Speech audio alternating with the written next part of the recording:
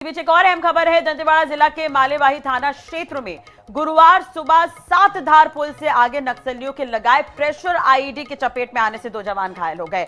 स्थिति को देखते हुए उन्हें तत्काल प्राथमिक उपचार के लिए दंतेवाड़ा जिला अस्पताल में भर्ती करवाया गया, जहां से बेहतर उपचार के लिए उन्हें रायपुर एयरलिफ्ट किया गया, जहां उनका इलाज जारी है। बताया जा रहा है कि गुरुवार सुबह सीआरपीएफ 195 वाहिनी की कंपनी 195 वाहिनी मुख्यालय के सातधार और मालेवाही के मध्य नक्सल विरोधी अभियान अंतर्गत एरिया डोमिनेशन और डिमाइनिंग की कार्रवाई के लिए रवाना हुए थे। इसी दौरान नक्सलियों के लगाए गए प्रेशर आईईडी की चपेट में इंस्पेक्टर दीवान सिंह गुर्जर और आरक्षक आलम मुनेश घायल हो गए।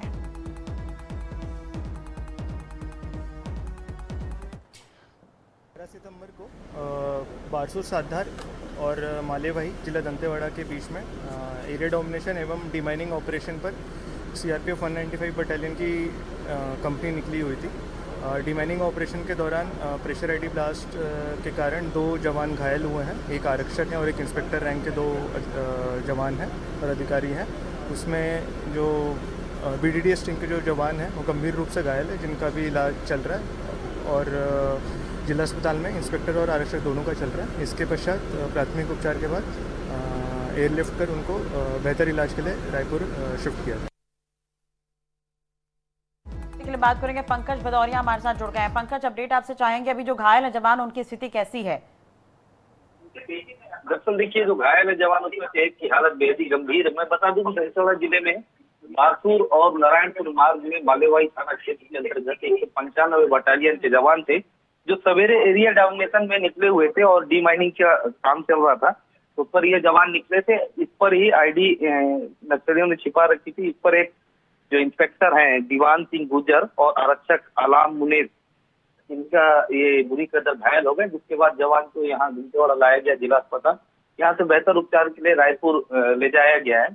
और इस इलाके में लगातार नक्सली इसी तरीके से आईडी लगा करके जवानों को निशाना बनाने के लिए मतलब कोशिश करते रहते हैं, जिस पर ही और सर्च अभियान भी इधर बढ़ाया गया है। जी, तो क्या अभी भी सर्च ऑपरेशन चलाया जा रहा है वहां पर? सर्चिंग क्या अभी भी जारी है?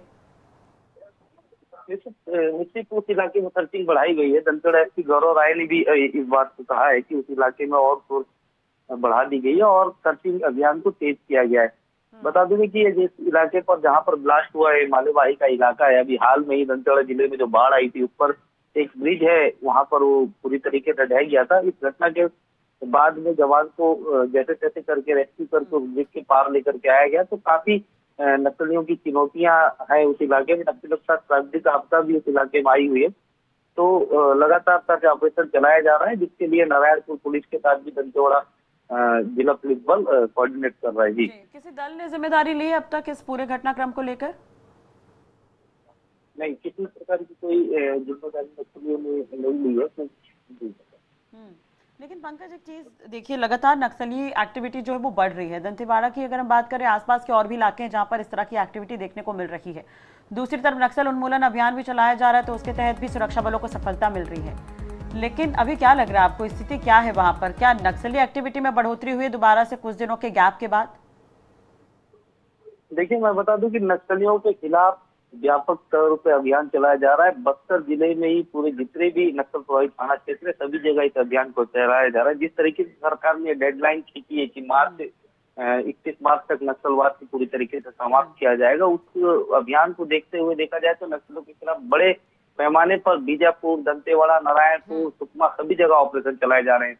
जिससे दंतेवाड़ा जिले में जो उनकी दरबा डिवीजन कमेटी है, मलंगर एरिया कमेटी, ये पूरी तरीके से सिमट गई है। मगर नारायणपुर का अभी भी कुछ ऐसा इलाका पड़ता है जो नक्सलियों का बहुत सुरक्षित और महफूज ठिकाना माना जाता है। इस इलाके में अब भी कई नक्सली मौजूद है और कई तरीके के मतलब ऑपरेशन जवानों के नुकसान पहुंचाने के लिए चलाते रहते हैं। इसीलिए इसी इलाके देखने वाली बात भी होगी कि अब लगातार ऑपरेशन तो चल रहे हैं, लेकिन इस तरह की घटनाएं भी देखने को मिल रही है। और दूसरी तरफ जो जवान घायल है उनकी स्थिति पर भी नजर बनाए रखेगा। अपडेट आपसे लेते रहेंगे। बहुत बहुत शुक्रिया तमाम जानकारी और बातचीत के लिए।